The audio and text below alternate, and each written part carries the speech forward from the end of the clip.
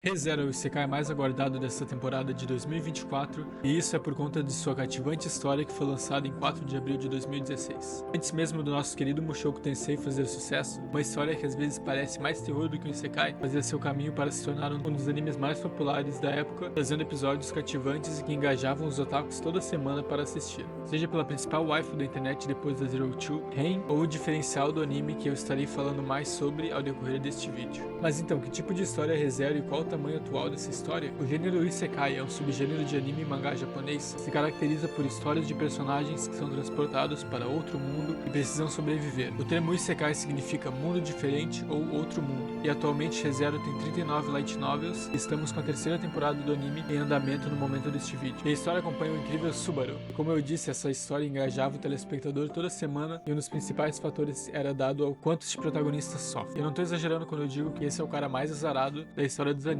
Enquanto em um lado temos personagens como Rudeus, que reencarna com talento para a magia e é predestinado a virar um grande mago, do outro temos Subaru, que não recebe nenhum poder, nenhum upgrade, ele só é jogado de repente em outro mundo sem não ter noção nenhuma de como ele funciona e é jogado nas piores situações possíveis para se lidar. Subaru não tem nenhuma qualidade muito marcante. O que dá pra dizer que Subaru é carismático. Ele sempre se apresenta com bastante energia para as pessoas à volta dele. Mas por outro lado, desde que chega neste mundo de fantasia que foi teleportado, ele tem que lidar com um tremendo problema. E quando eu falo tremendo problema, eu me refiro a problemas de nível que, se ele não resolver direito, acaba custando a vida dele e a das pessoas da sua volta. E lembram-se do que eu falei, ao ser transportado naquele mundo, ele não recebeu nenhum upgrade, exceto o poder que ele mais vai usar daqui pra frente, e a ferramenta que faz Re:Zero um isekai tão único e que traz a perspectiva desse vídeo. Subaru volta à vida sempre que morre na história, a partir de um ponto específico. E no começo do anime, esse personagem é tão azarado que todos os problemas e encontros com o perigo que ele tem, ele morre. Então ele acaba experienciando a sensação de morte todas as vezes e sempre tem que vivenciar este evento traumático que é a morte dele, que geralmente combina com a morte dos amigos que ele recém fez também. E vemos Subaru a ponto de enlouquecer antes de conseguir alcançar sucesso. E demora bastante até Subaru decidir tomar um rumo na vida, usar deste poder que lhe foi dado para avançar através dos obstáculos que lhe são impostos e conseguir não só sobreviver, mas progredir naquele mundo. O primeiro encontro com alguém naquele mundo, que estende a mão para ele, é com Emilia,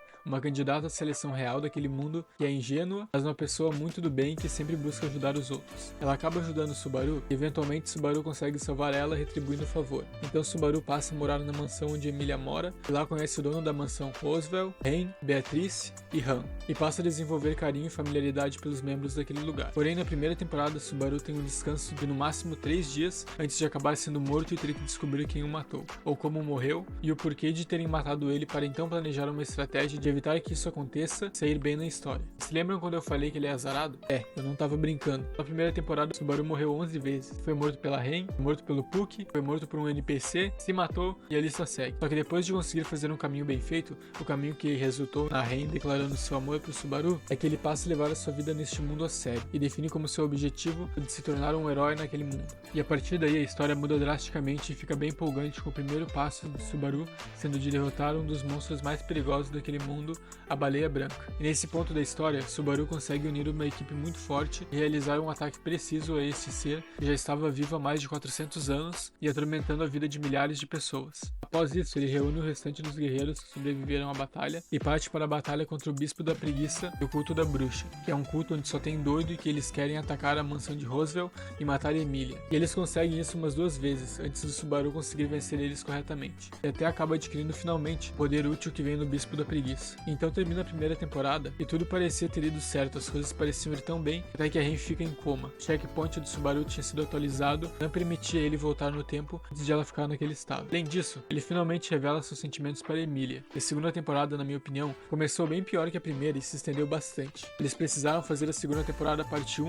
e parte 2, mas por mais que essa história tenha aprofundado os personagens, aumentado a dificuldade para o Subaru, no geral o que parece ficado mais interessante, acho que dava para ter feito ela bem menor e ainda assim ter sido uma boa temporada. Mas acho que essa opinião é só eu mesmo. Depois que o anime engata na solução de problema do santuário, ele realmente toma de uma direção boa e nos gera bastante entretenimento. Eles introduzem a Bruxa da Avareza, e claramente é a melhor waifu que a Emilia e a Ren juntas. Mas vocês não estão prontos para essa conversa. E Subaru finalmente, depois de morrer mais que o Kenny de South Park, consegue ser o verdadeiro herói que ele havia colocado como meta de ser. E além de salvar a todos do santuário de uma ameaça fatal em forma de coelho, e até mesmo de Roswell, que secretamente estava querendo ferrar com tudo, ele consegue pegar a Emilia. E esse momento foi muito bom porque foi um payoff absurdo para tudo que ele passou para proteger ela. A vergonha que ele passou também, que não foi pouca, porque se já não bastasse morrer, ele ainda apanhava que nem um cachorro antes de morrer na frente de um monte de gente. Então Subaru conquista a garota, salva o dia, se torna um herói reconhecido e um cavaleiro de verdade, e ajuda na ascensão real de Emilia para se tornar o governante. E com isso, Subaru consegue um feito muito importante de ficar 1 ano sem morrer, o que devo dizer que é um feito e tanto para ele, já que no início ele parecia não conseguir ficar 1 semana sem ir de arrasta para cima. E após se tornar uma pessoa mais humilde, inteligente e realmente um herói, é que começamos a 3ª temporada que está indo ao ar, agora em 2024, que tem todos os elementos para ser a melhor temporada até agora. Tem todos os personagens interessantes das outras temporadas reunidos em uma cidade, e tem um design muito bonito. Um Subaru mais experiente, uma Emilia mais experiente e a animação cada vez melhor, que talvez tenha deixado de comentar antes, mas a animação de ReZero é muito boa e visualmente possui cores bem chamativas e alegres, o que contrastou muito bem no início do anime com as mortes horrendas que o protagonista sofria, e por isso é que eu disse que às vezes ReZero parece um anime de terror,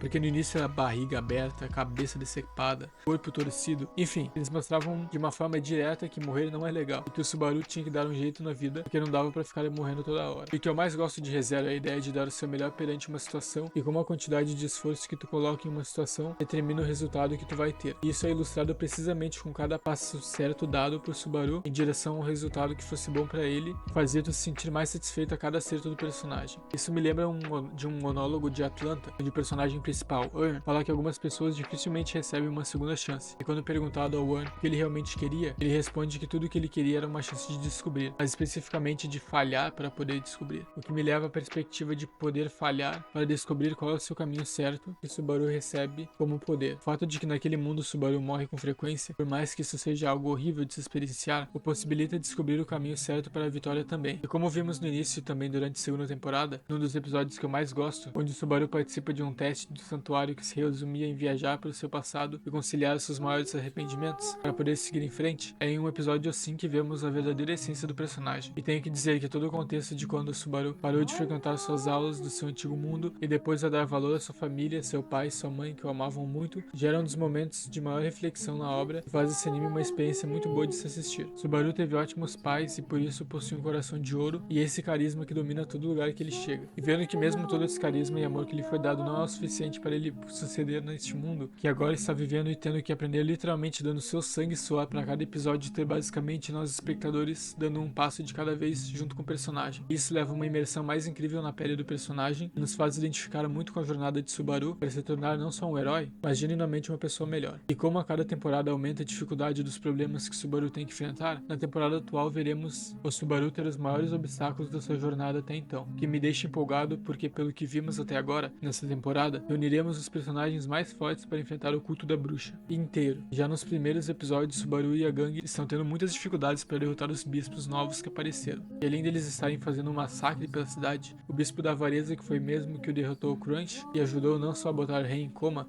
mas também a matar os pais adotivos de Emilia, agora sequestrou Emilia e quer fazer dela sua noiva. Então a situação já não poderia começar pior para Subaru. E teremos também uma grande evolução para o arco do Garf, que na última temporada foi um personagem que ganhou bastante destaque. E o que muda agora é que realmente nunca houveram tantos personagens reunidos, um cenário para guerra tão grande e consequências grandes para cada embate de Subaru e os mocinhos contra o culto da bruxa. Essa realmente tem de tudo para ser a melhor temporada de ReZero. Quero saber quem aí tem empolgado junto comigo. Comenta o que estão achando da 3ª temporada e claro, não esquece de se inscrever, senão eu paro de postar vídeos, hein?